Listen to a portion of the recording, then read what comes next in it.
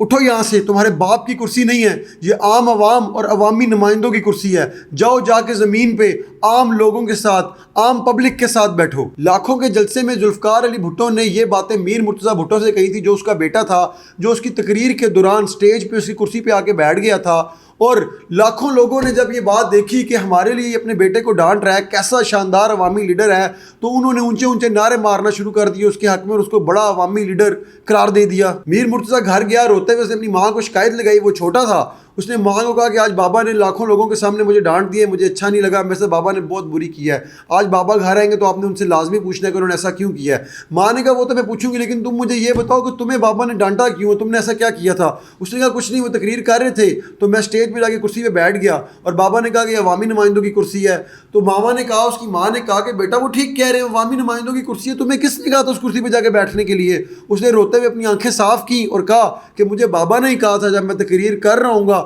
تم نے اسٹیج پہ جا کے میری کرسی پہ بیٹھنا ہے۔ کل جب جنید صفدر کے چلان کی خبر میں نے ٹی وی پہ سنی ہے اور پنجاب حکومت اس کو کیش کرنے کی کوشش کر رہی تھی، مریم صاحبہ بھی اس کو کیش کرنے کی کوشش کر رہی تھی کہ پنجاب میں جو ہے قانون کی حکمرانی ہوگی، یہ سب کچھ دیکھنے کے بعد جو ٹویٹس میں نے پڑھی، جو حکومتی چمچے صحافی ٹویٹس کر رہے تھے، دیکھیں جی کس طرح حکمران خاندان کے بچے کا چلان ہو گیا، یہی پاکستان ہمیں چاہیے تھا۔ سر جب یہ میں نے خبر سنی تو ساتھ ہی ایک بندے نے مجھے خبر دی، اس نے بتایا بھائی جان کہ جنید صفدر صاحب تو پروٹوکول کی گاڑی میں جاتے ہیں، پروٹوکول کی گاڑی کو کون روکے گا اور کون سے وارڈن میں ہمت ہے اس کو روک کے اس کا چلان کرے۔ جب وہ مجھے بات بتا رہا تھا تو میرے ذہن میں مرتضیٰ بھٹو والا اور ذوالفقار علی بھٹو والا واقعہ آ گیا اور میں سر مسکرانے لگا۔